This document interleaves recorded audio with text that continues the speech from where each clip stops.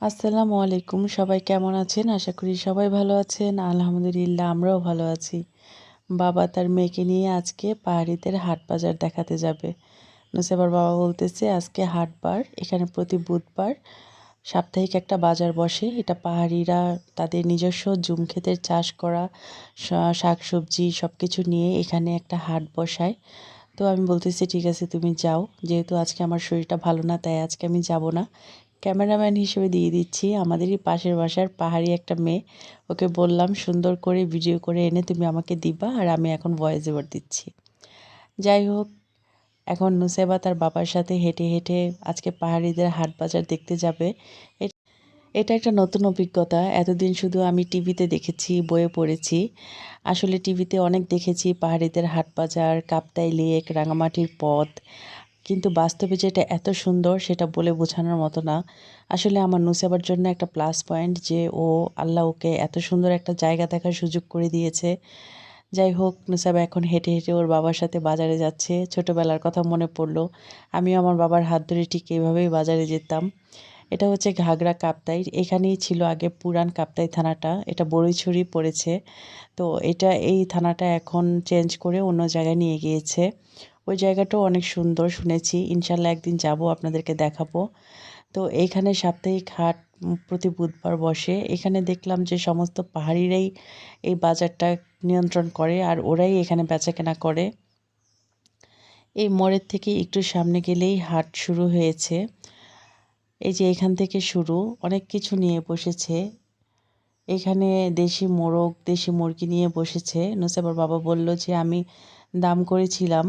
এক চাচার কাছে ২ টা মোরগ খুব সুন্দর লেগেছিল দেখে দাম করেছিলাম। উনি বলল যে কেজি ৳৫০০।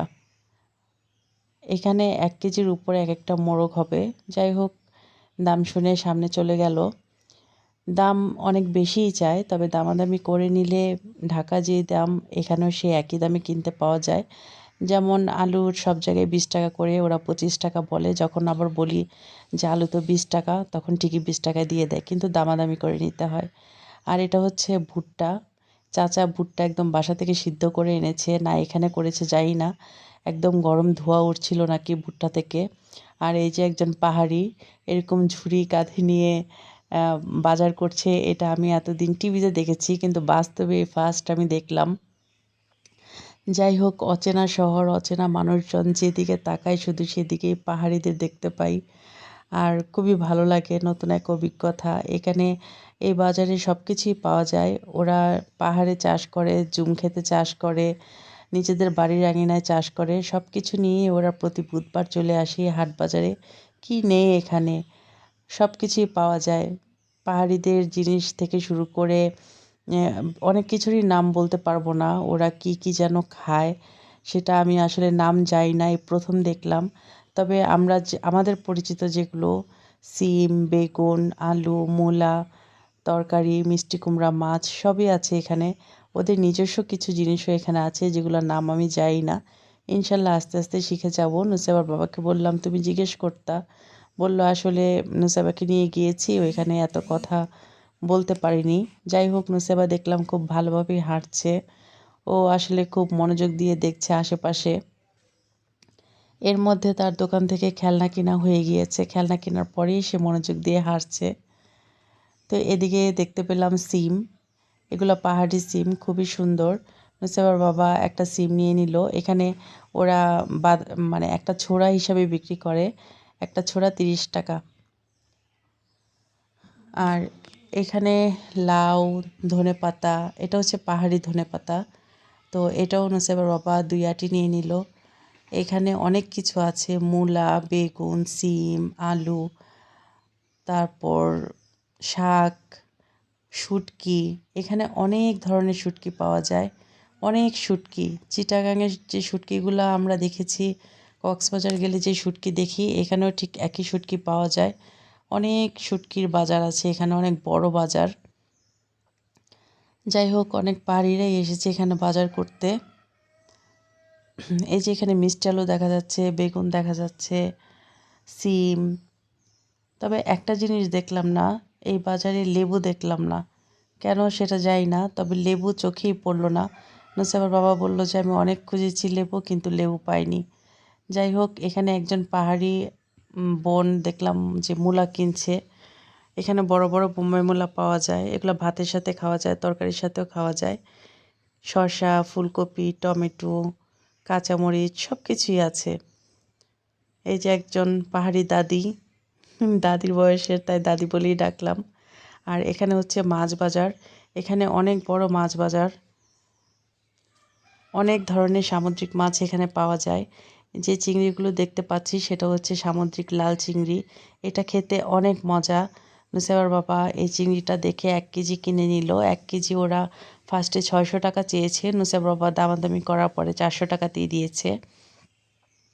এই চিংড়িটা বাসায় আনার পরে যখন আমি এটা ঝাল ঝাল করে ভুনা করলাম, এটা খেতে অসাধারণ টেস্ট, মচমচ করে, এত মজা যা বলার বাহিরে। আর আরও নিয়েছে হচ্ছে টুনা মাছের বাচ্চা। এই যে এগুলো 200 টাকা কেজি, এটাও খেতে অনেক মজা, একদম ইলিশ মাছের মতো ঘ্রাণ। তো নুসাইবার বাবা প্রথমে বুঝে নাই যে মাছটা এত স্বাদ লাগবে, তাই অল্প করে আনলো। আর এই যে সেই সিদ্ধ ভুট্টা, এটা ওর অনেক প্রিয় একটা খাবার। ভুট্টা ছিল ওইখানেই খাওয়া আরম্ভ করেছে। আমার কাছে পোড়া ভুট্টাটা ভালো লাগে, সিদ্ধ ভুট্টাটা কেমন যেন লাগে। আর এই ঝুড়ি কাঁধে করে যাওয়াটা দেখতে সত্যি খুব অসাধারণ লেগেছে। আপনাদের কেমন লাগছে অবশ্যই জানাবেন। আর আমি রাঙামাটি ভিডিও ছাড়ার পরে আমার রাঙামাটি গ্রুপের অনেক ভাই বোনেরা আমার সাথে অ্যাড হয়েছেন, সবাইকে অসংখ্য ধন্যবাদ। আপনারা যারা এখনও আমার ইউটিউব চ্যানেলটি সাবস্ক্রাইব করেন নাই, অবশ্যই চ্যানেলটি সাবস্ক্রাইব করে দিবেন। আর এখানে নুসাইবার বাবার সাথে বাজার শেষ করে বাসায় চলে আসছে। রাঙামাটি গ্রুপের ভাই বোনেরা অনেক আমাকে সাড়া দিয়েছেন, অনেক আমার গ্রুপে অ্যাক্টিভ আছে আমি দেখেছি। সবাইকে অসংখ্য অসংখ্য ধন্যবাদ এত এত ভালোবাসা দেবার জন্য। আপনারা সবাই আমাকে সাপোর্ট করবেন, আর আমার ভিডিও কেমন হচ্ছে অবশ্যই জানাবেন। তো নুসাইবার বাবা এই ভুট্টাটা খেতে খেতে একদম বাসার সামনে চলে আসছে। ভুট্টাটা নাকি অনেক মজা ছিল, কেমন মজা ছিল আর কেমন লেগেছে সেটা একটু পরে ওর মুখ থেকেই শুনবেন। খাওয়া দেখেই বোঝা যাচ্ছে ওর কাছে কতটা ভালো লেগেছে। তবে ঢাকাতে আমি এরকম সিদ্ধ ভুট্টা দেখি নাই, সবসময় দেখেছি যে পোড়া, মানে ভুট্টা পুড়ে বিক্রি করে, কিন্তু এখানেই দেখলাম যে সিদ্ধ করে বিক্রি করে। তো আজকে ভিডিও আর বড় করব না, নুসাইবার বাবার মুখ থেকেই শুনবো এখন ভুট্টা কেমন লেগেছে। আজকের মতো ভিডিও এ পর্যন্তই। আল্লাহ হাফেজ। নেক্সটে অবশ্যই আবার কোনো নতুন ভিডিও নিয়ে আসবো।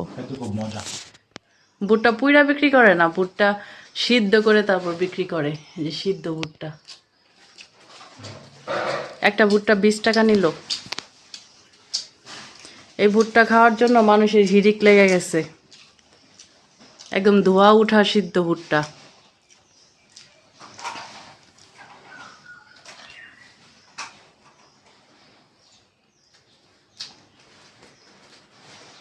টেস্ট কেমন, ভালো?